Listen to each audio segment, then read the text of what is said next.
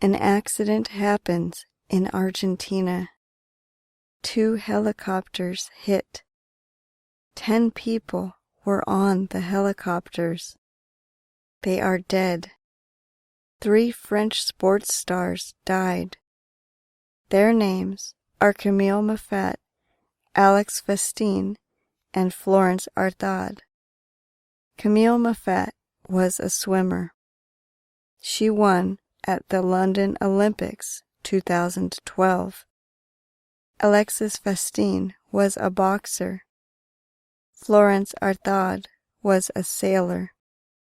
They were filming a TV show there. It shows how people can live in nature. The TV show is called Dropped.